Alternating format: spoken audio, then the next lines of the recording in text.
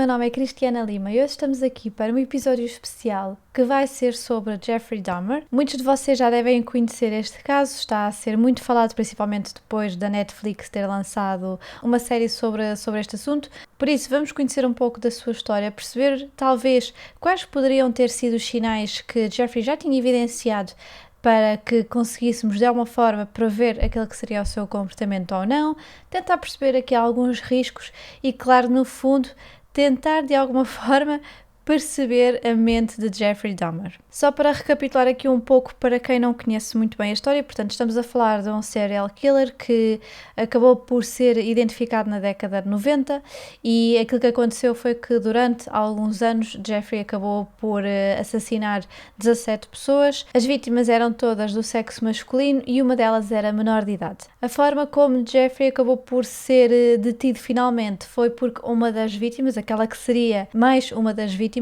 acabou por conseguir escapar, portanto acabou por conseguir falar com a polícia e a polícia, ao dirigir-se ao apartamento de Jeffrey, acabou por descobrir uma série de provas que eu acredito que não tenham sido nada fáceis para quem estava naquele local. Descobriram vários ossos, vários órgãos, por exemplo, no frigorífico, no congelador, crânios, fotos.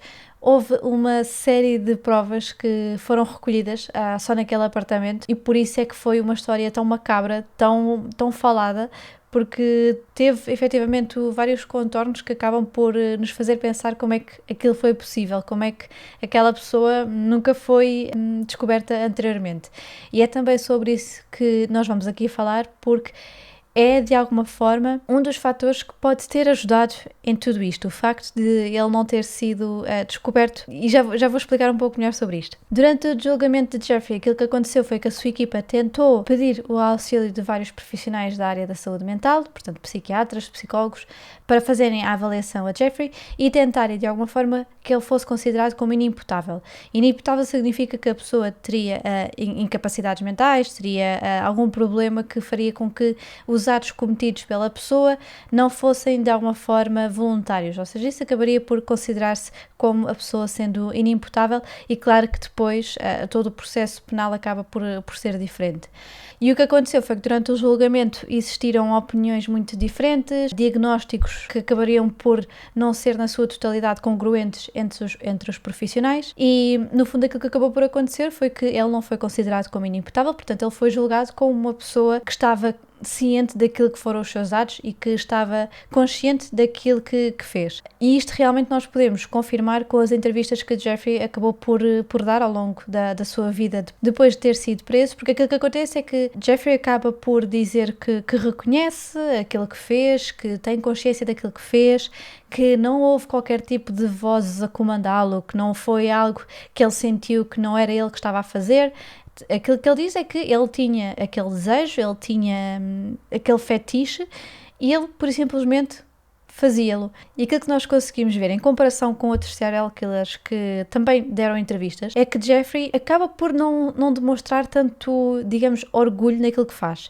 Porque se vocês forem ver, por exemplo, outras entrevistas com outros serial killers, aquilo que nós por vezes vemos é que eles falam das situações e daquilo que aconteceu com alguma grandiosidade, ou seja, como se eles se sentissem orgulhosos daquilo que fizeram, como se sentissem que aquilo que fizeram estaria de alguma forma correto. Quando Jeffrey acaba por não ser bem isso, nós conseguimos ver em alguns momentos, em termos de linguagem corporal, que existe algum contentamento com aquilo que ele fez, mas no fundo ele acaba por reconhecer que não foi certo em termos daquilo que é a norma, aquilo que é o comportamento esperado e, portanto, acaba por ser um pouco diferente o seu perfil comparando com outros serial killers. E com este perfil, aquilo que acabou por ser comum em várias opiniões especialistas é que nós estamos a falar de uma pessoa que tem características congruentes com aquilo que é, por exemplo, um cannibal e congruentes com aquilo que é um necrophiliac. Portanto, aquilo que nós conseguimos de alguma forma identificar nos discursos dos profissionais é que pode existir, por exemplo, aqui alguns traços relacionados com alguns tipos de perturbações de personalidade e já lá iremos um pouco mais à frente. Vamos agora recuar um pouco à história de Jeffrey, nomeadamente à sua infância, para percebermos um pouco mais deste que é o seu perfil. Aquilo que aconteceu durante a infância de Jeffrey é que houve alguns problemas em relação à relação entre os seus pais, ou seja, acabou por existir algumas discussões,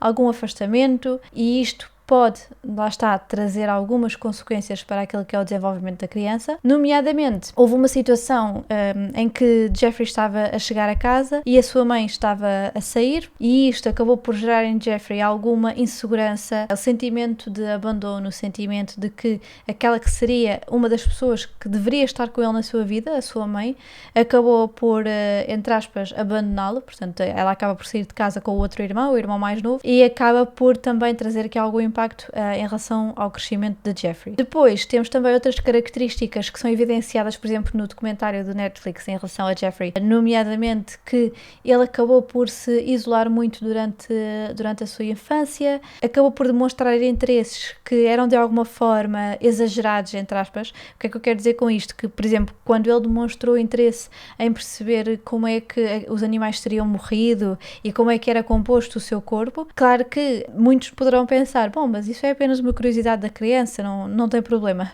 Aquilo que aconteceu foi que acabou por existir uma extensão desta curiosidade, o seu interesse acabou por ser muito maior e não apenas uma eventual curiosidade para perceber como é que funcionava. E depois outras situações que foram evidenciadas durante o seu crescimento é que ele muitas vezes acabava por se sentir sozinho, em relação, por exemplo, à companhia dos pais, acabava por se sentir muito sozinho. E aqui é claro que nós também vamos relacionar com a questão da vinculação, ou seja, acabou por não criar eventualmente uma vinculação, por exemplo, segura com a sua mãe, por esta tal questão do abandono e por não ter tido uma relação tão próxima quanto aquela que seria desejada. Portanto, aquilo que acontece é que durante a sua infância existe aqui uma série de situações que acabam por trazer algum desconforto, sentimento de tristeza, a necessidade de isolamento. E depois, também em relação aos seus pais, temos a questão de que sua mãe acabaria por eventualmente já ter naquilo que seria o seu passado perturbações mentais, porque aquilo que acontece é que após o nascimento do segundo filho, a mãe de Jeffrey sentiu muitas dificuldades, teve a perturbação pós-parto, acabou por também não se sentir bem. Claro que isto depois trouxe consequências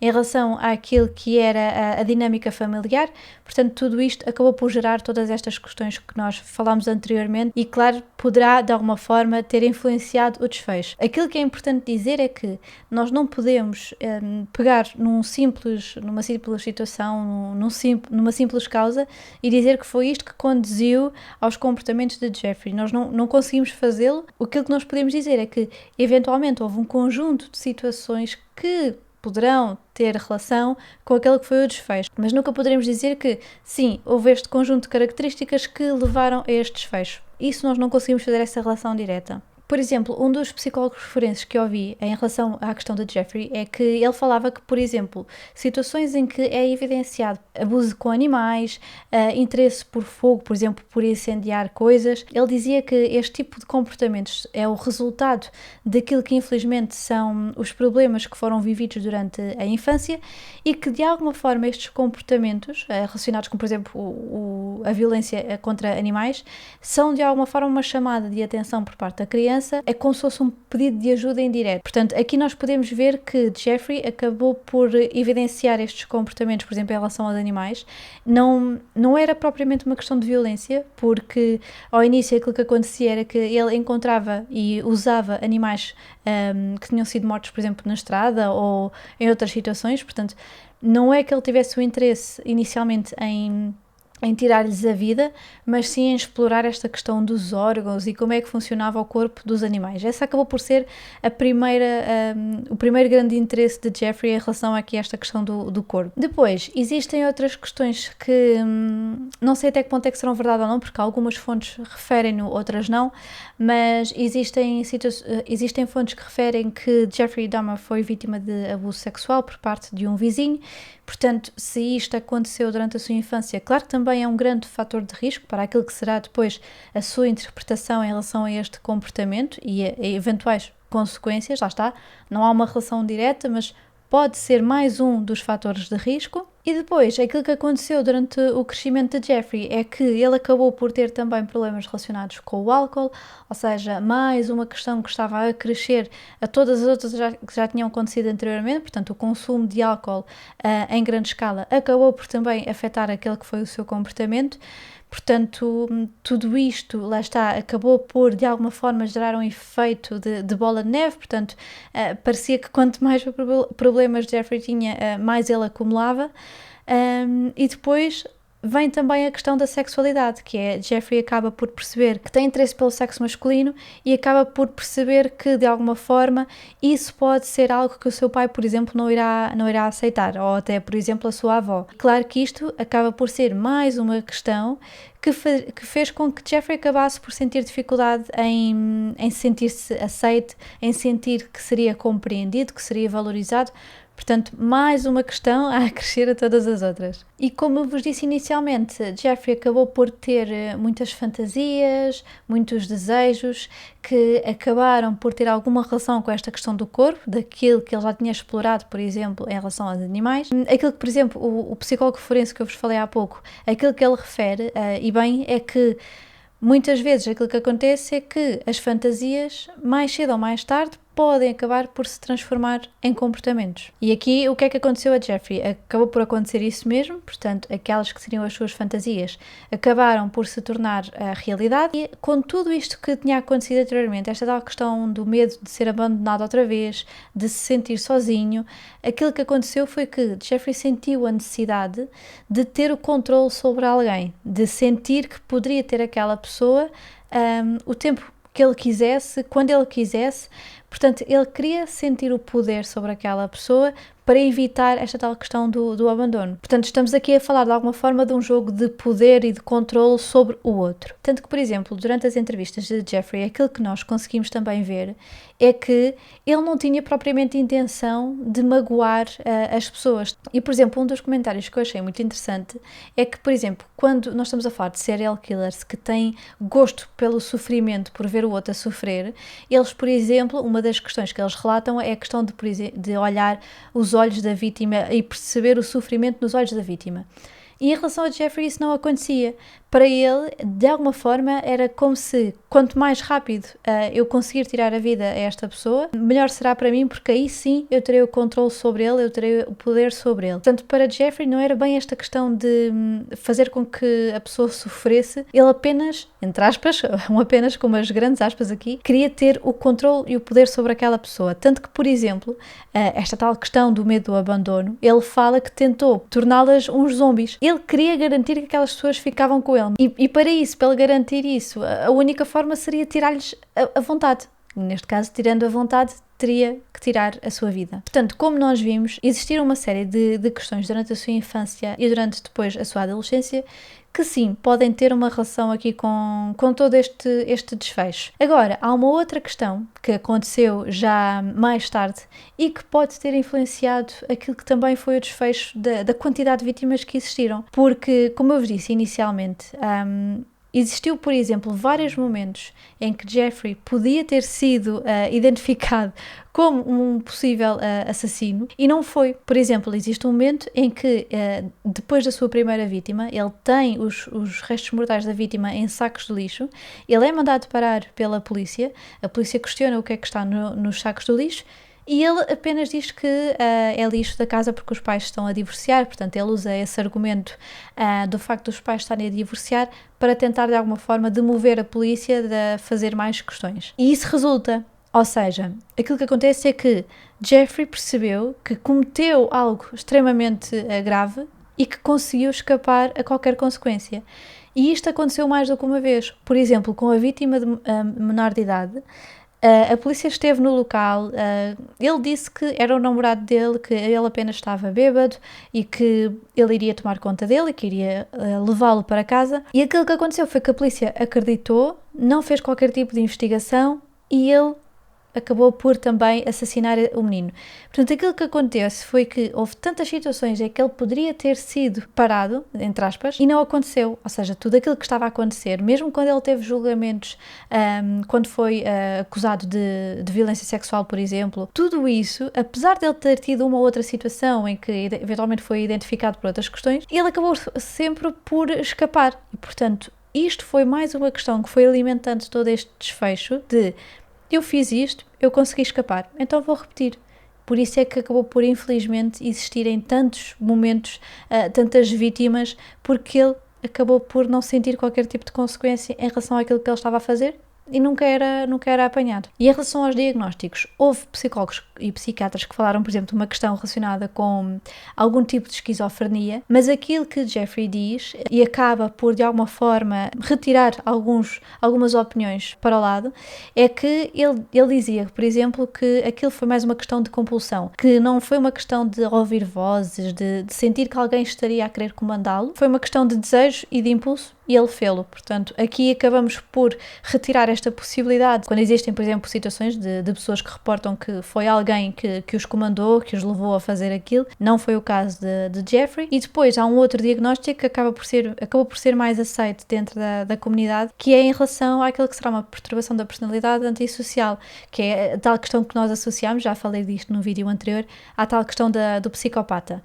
Este acabou por ser o diagnóstico que acabou por ser mais congruente dentro das várias opiniões em relação a Jeffrey. E importa também dizer aqui que não é o facto de existir, por exemplo, uma predisposição genética para algum tipo de perturbação mental, neste caso, como nós falámos anteriormente, em relação à sua mãe, que poderia ter transmitido algum tipo de predisposição para, nós não poderemos dizer que, apesar de terem existido todos aqueles problemas entre os pais, toda esta questão de sentir-se abandonado, sentir-se isolado, não poderemos dizer que foi culpa dos pais o facto de Jeffrey se ter tornado naquilo que se tornou. Lá está, é um conjunto de questões que podem ter levado a este desfecho. Nós nunca saberemos o que é que foi em concreto que despoltou tudo isto. Portanto, são muitas situações, muitas possibilidades que podem levar a este desfecho. E claro que aqui vocês poderão dizer, e bem, bom, mas há tanta gente que passa por isso, que tem esses problemas durante a infância, que não se tornam serial killers.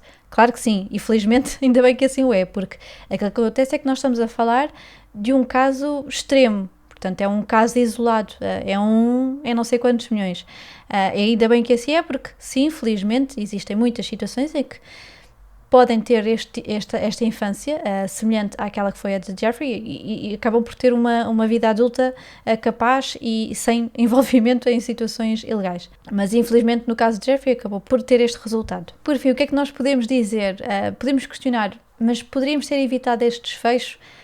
Nunca saberemos. Claro que eventualmente, se tivessem existido, por exemplo, logo questões iniciais que tivessem identificado Jeffrey, por exemplo, quando ele foi mandado parar a primeira vez pela polícia, se tivesse sido uma investigação maior, provavelmente teria sido parado nesse momento. Se eventualmente, quando entregaram o menor de idade a Jeffrey, se tivessem feito a investigação ao seu apartamento, teriam descoberto já várias questões que iriam indiciá-lo como possível homicida. Se eventualmente a questão da relação com os seus pais tivesse sido diferente, poderia ter levado aqui um desfecho diferente ou não. Enfim, nós poderemos colocar em cima da mesa tantas possibilidades, mas nunca nada será certo. Nós nunca saberemos realmente o que é que poderia ter acontecido, por exemplo, se a sua infância tivesse sido diferente. Claro que poderemos colocar a hipótese de que se tivesse sido uma pessoa que tivesse tido uma relação mais próxima com os seus pais, que não tivesse sentido esta questão do abandono, provavelmente não teria sentido esta necessidade de ter o controle, de ter o poder sobre o outro.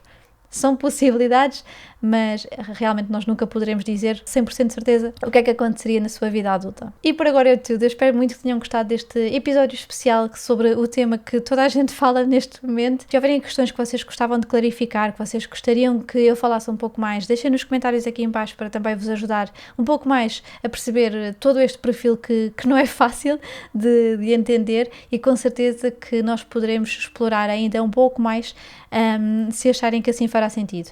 Muito obrigada por terem estado aí desse lado e eu desejo o resto de um bom dia. Tchau!